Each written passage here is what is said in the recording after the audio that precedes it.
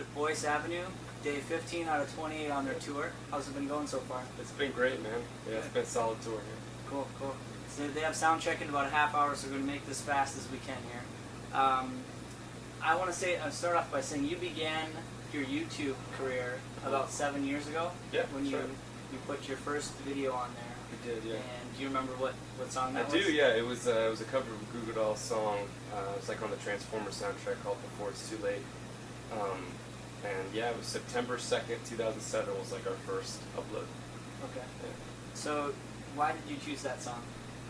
I've always been a huge fan. We've all been a huge fan of the Goo Goo Dolls for many years. They're probably like the biggest inspiration for me for really getting into acoustic driven stuff, acoustic guitar work. Okay. So yeah, so it was like fitting at the time. I was really into that song, and it just worked. So were you pursuing other music endeavors before you started the video, or was that your first go at? We were doing stuff. We were always doing stuff. Ever since even I was in high school, we were always like playing little gigs or shows whenever we could, New Year's parties or whatever. We started YouTube probably 2 years after I had been going to the University of Florida, and that was like a really formative 2 years for us as a group. We weren't even under the name Boyce Avenue at the time. We were just playing as brothers. Oh, really? Yeah, but it was like getting to practice essentially doing what we are still doing to this day, writing original songs, doing like creative spins on cover songs. We were just doing that in like these local pubs and bars. And then that was kind of the whole impetus for the idea of like, why don't we like take what we're doing at these pubs and just put it online, and then it's like there the video can kind of live forever instead of dying in just one performance. Yeah. For let's say 30 people or 100 people, whoever was at that bar. It'd be kind of cool if we could just post it online, and that was kind of became the model for us. Absolutely. So were you seeing other people do covers? Is that about the time when YouTube just people started using covers as their way out? Or? We had seen a few people doing at that time. It was just like webcam stuff.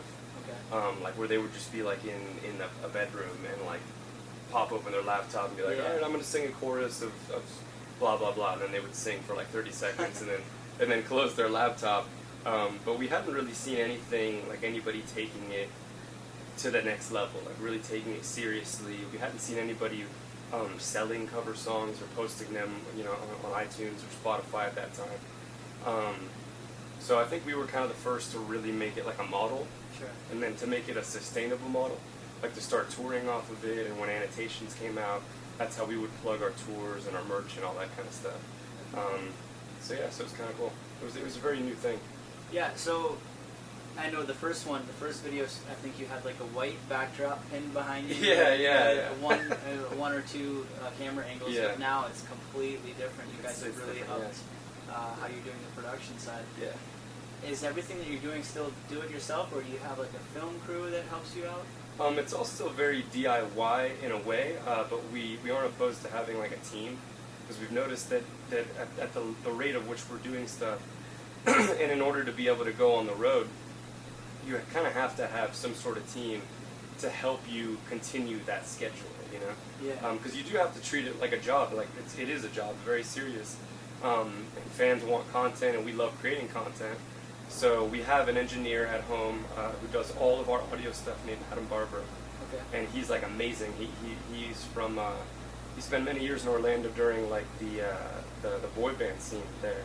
So he's worked on like all of those albums. He's done a bunch of rock albums too, like Creed Work and Alter Bridge and Seven Dust. Wow.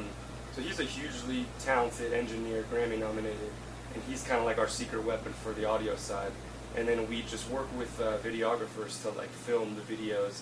And then once they have it filmed, we can go on the road while they edit, and we'll still do notes. We're very hands-on about what angles they use or how they cut the video. But it does help to have a team to kind of keep the schedule going. Sure. Well, all of the equipment that we have that's like top-of-the-line equipment, we've purchased ourselves. I see. So it's like for most people, if they wanted to just shoot one video, it may cost more because they have to rent a lot of that gear, Yeah. And then a lot of the space, a lot of what we notice with music videos, a lot of the cost goes into just renting the space alone, But we have like our own studio. My brother, I'm actually wearing a shirt from TQS. It's his clothing line. Oh, cool. Excuse me. And he's got a shop that we film a lot of the videos at. So that's kind of like where a lot of the expense can go, is into the gear, into the environment itself. But for us, it's pretty much just like the editing cost or whatever. Okay, sure. So, with the people that would be interested in doing what you're doing, aspiring artists, would you recommend any sort of gear that you're using now, whether it be recording gear or video? Yeah, it's tough because it depends on like the income in a way, or the tier that you're at. You know, like you have to kind of be sensitive because not everybody is going to instantly jump to the top. Sure. What I would suggest, honestly, is if you're really, really just getting into the game, it's like use the latest iPhone. You know, like with the visual on it. Like we've started doing these tour vlogs, and between like iMovie editing software, GarageBand that's on the phone, and even just the quality of the camera itself on the phone, we're doing these daily vlogs, and they're coming out looking really nice. Wow. And it's all just from this iPhone 6. So I would use that. I mean, obviously I would invest in like some sort of mount. You know, like I wouldn't have your friend just stand there holding it. Yeah. Try to do a few things like that. Like if your friend does have another iPhone set up so you have two angles, maybe do multiple takes and just change up the angle so you can kind of cut to different stuff. But I would probably just invest in like a decent microphone, and like that's it, like the mic to record your vocals and the acoustic. Okay. But honestly, if you're just starting, it's amazing what you can do just on the phone. Sure. And then if you post those videos and it starts to get traction, you start to monetize them, then you could put that money towards that. The next level thing I would say would probably be like a Canon 7D was like, I think around Teenage Dream 2010, we were using like our parents' HD a camcorder or something. And at the time, if you look at the time, all the other videos that were being posted then, it was like webcam videos, and then ours actually had multiple angles. Yeah. So it's like, it's easy to look back and think, man, that production wasn't that great. But for the time, it actually was very advanced. Yeah. But come Teenage Dream era, we started using these DSLRs, Canon 7D in specific, and that was like a really solid quality thing. I found out that you guys are all brothers. Yeah. I'm sure a lot of your fans already know that, but that's very cool for you guys to stick together and be pursuing the same career. It is cool, yeah.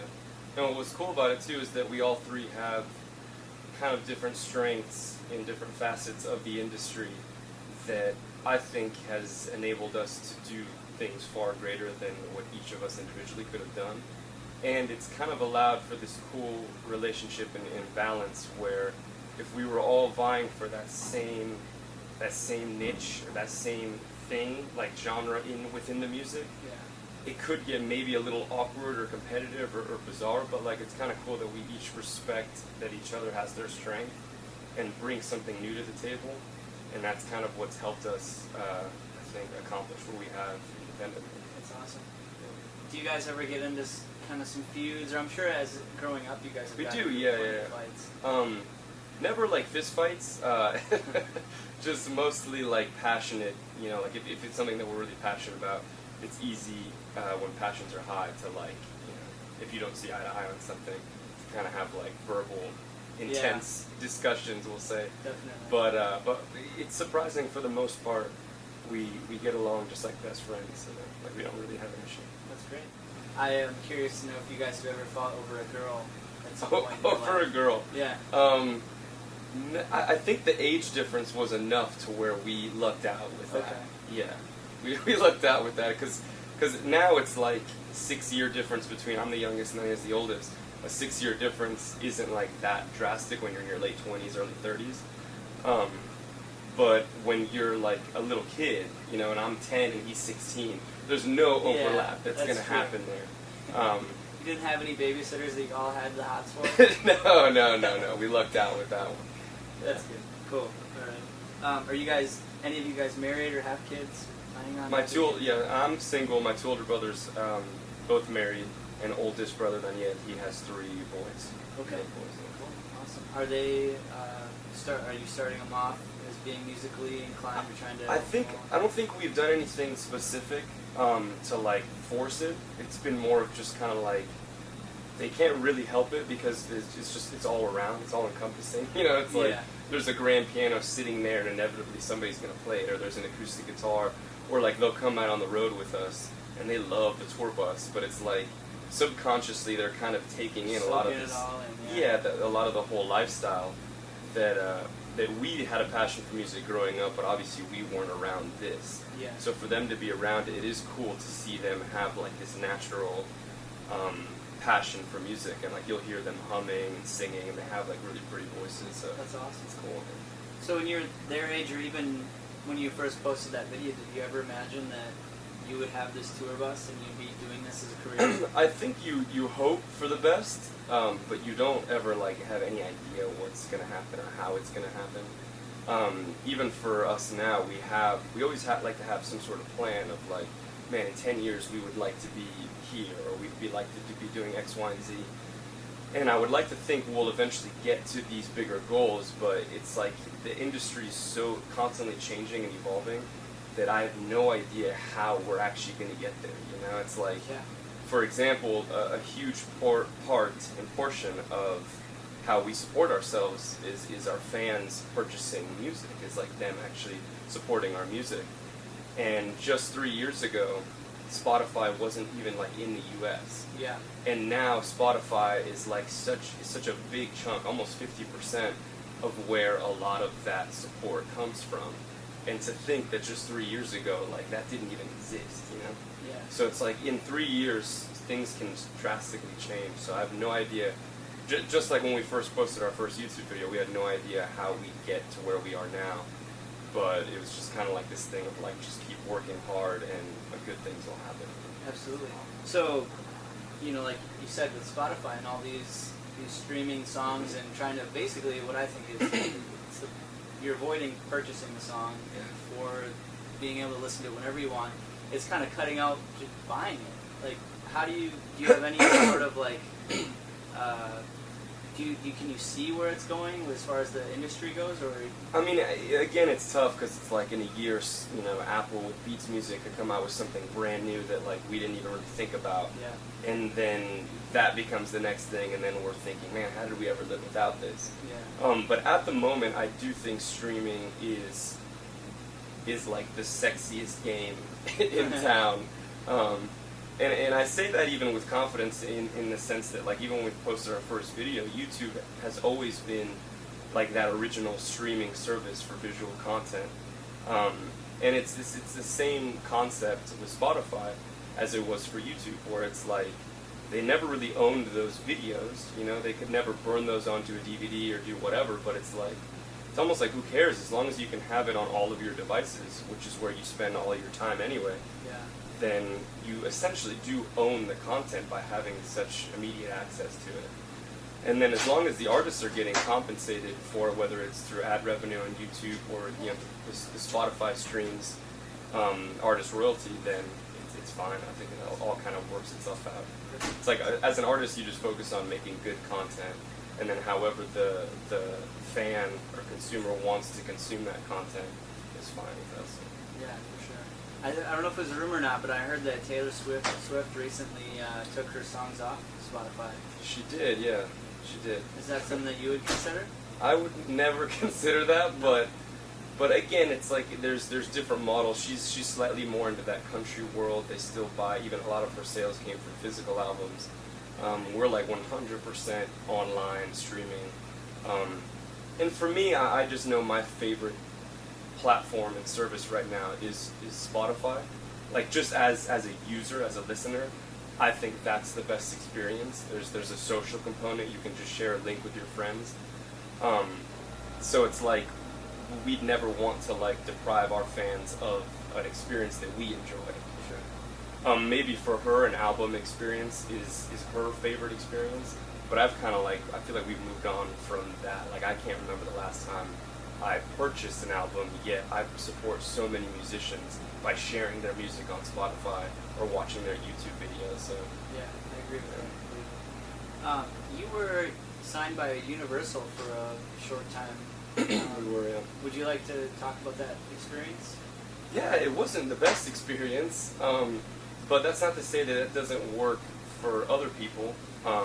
It just depends on who you are, like the kind of band you want to be or artist you want to be. And it's easy for me to say that we could do it on our own, but I also have two older brothers, and like we all have these different things that kind of allowed us to do it on our own. If you don't have that, or you don't have access to like the kind of success that we were blessed to have on YouTube, then maybe going the label route is the right route for you.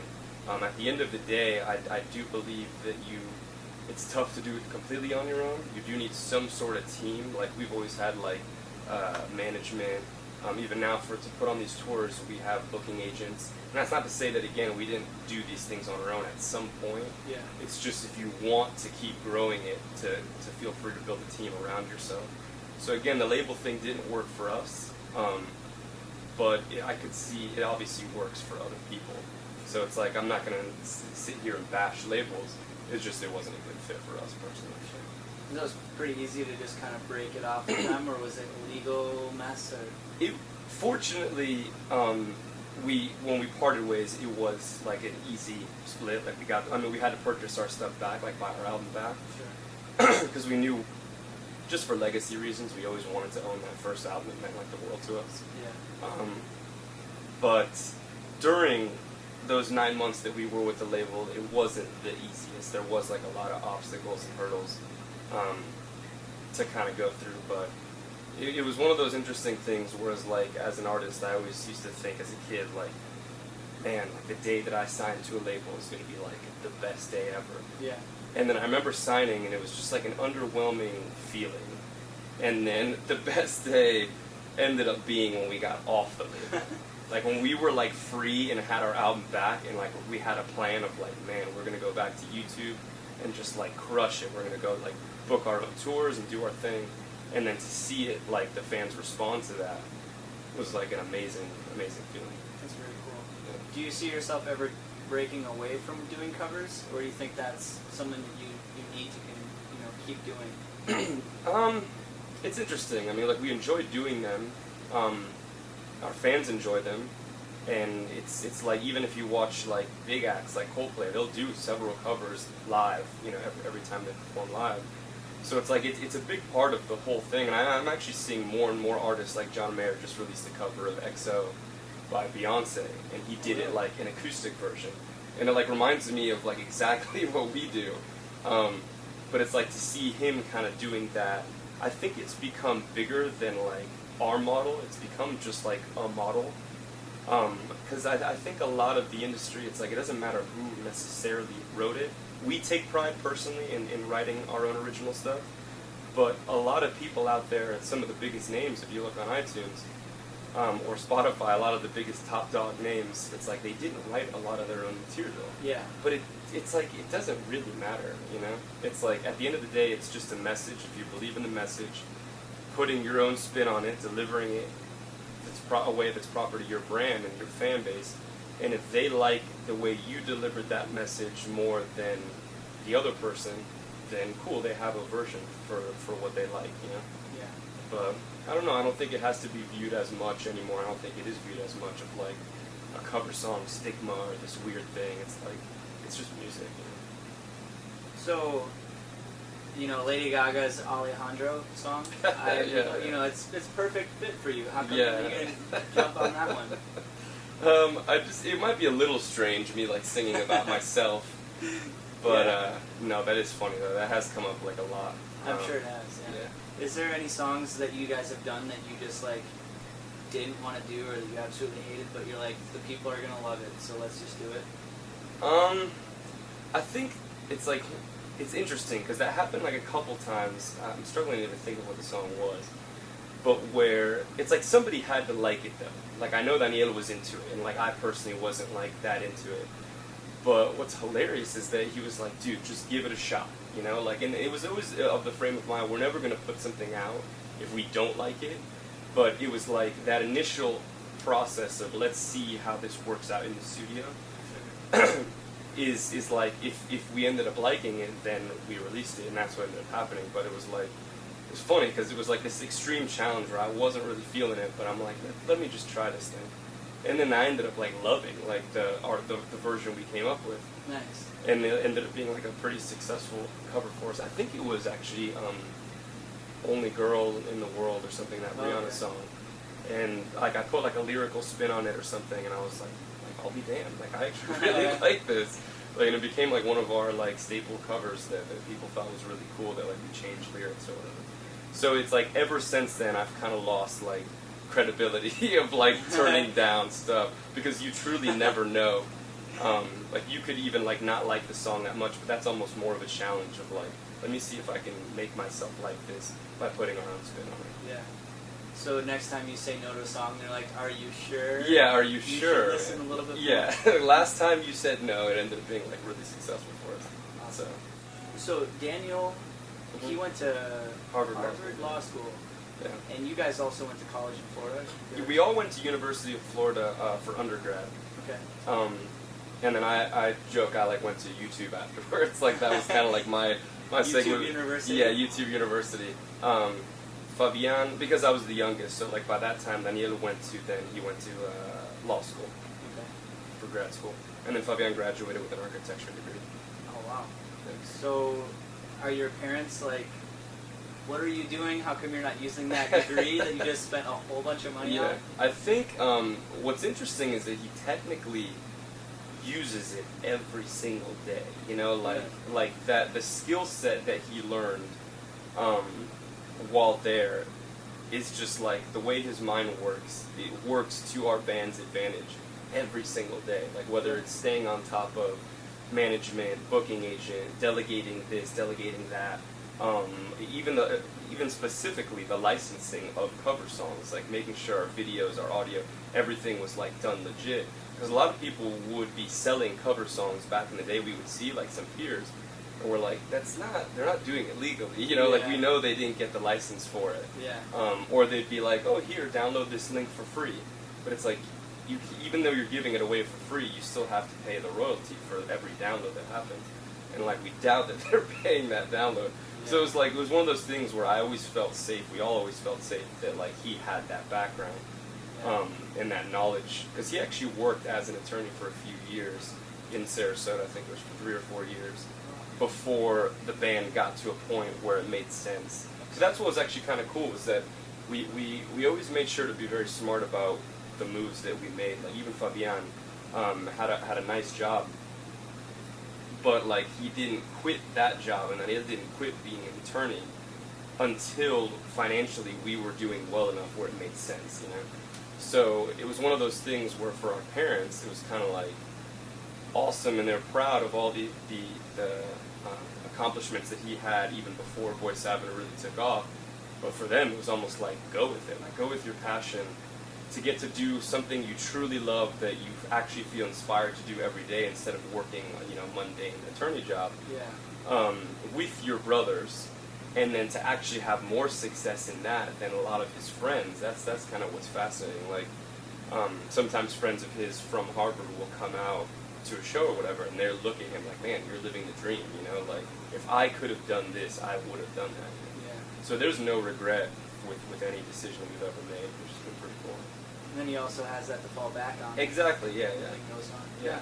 That's cool. You hear that, kids? Do not quit your job and start a band. You gotta stick with it until you make money, and you can consider it. Then you can consider quitting. Awesome. So there was a time when I would go on YouTube and I couldn't watch any videos without seeing a Boyce Avenue advertisement before it. Yeah. What was that when you were signed with Universal, or what kind of budget did you have for that? I don't know. Yeah, I think because I don't remember Universal caring enough to do that. I think that might have been YouTube actually. There was like a YouTube initiative where they would take some of their top content creators and push ads to kind of like boost that particular content creator or whatever. So I think that was more just a YouTube thing, and we have no idea like what they spent or what the budget on that was. But it was always cool to see like friends to get like a text or whatever. They'd send like a screenshot and like oh, look who it is, you know. So that was kind of a cool thing that they did. So that had obviously been a huge boost in popularity. For you Yeah, guys. no, it helped us out a lot. There's been a lot of stuff like that where YouTube has been like really, really good to us, and it's been. And I think because they understand that like our story and their story are almost so similar and so integrated that that it just makes sense, because it's like plugging us is basically plugging their platform. You know, Yeah. like a lot of people have used YouTube to gain traction or to further a product, but like we are YouTube. Like it was born on that platform, Yeah. and that's kind of the difference. So it's a cool story, you know. I noticed you guys have been touring other countries and stuff, and I know that people in other countries seem to be more like bigger fans almost of live Yeah. music. Why do you think that is? It's tough to say. I do wonder if some of it's just because there is like an exotic factor, you know, that like we're not from that country. Because we have spoken to maybe local musicians in the UK, and the way that they're perceived is like just different, you know. But at the same token, if they go to the US, it's almost like their accent becomes Yeah. more exotic. So Yeah. I think that maybe has something to do with it more than than to say that that country in particular just likes live music more than the US. Because some of our best shows and best crowds are in the US. But we have been very blessed internationally to be able to go over and for them to like receive us the way that they do. Yeah. Excellent. Well, I want to thank you for Thanks, man. taking the time. You got to run off and do a sound Yeah. check, but yeah, music in Minnesota. Check out Boyce Avenue. I'm sure they're having Yeah. a few covers posting. Yeah. What is it? Once a month? Once a week? We try to do a few every month, yeah. Probably 2 a month. Great. Keep an eye out. Hey everybody, this is Alejandro Manzano from Boyce Avenue, and right now you're watching Music in Minnesota.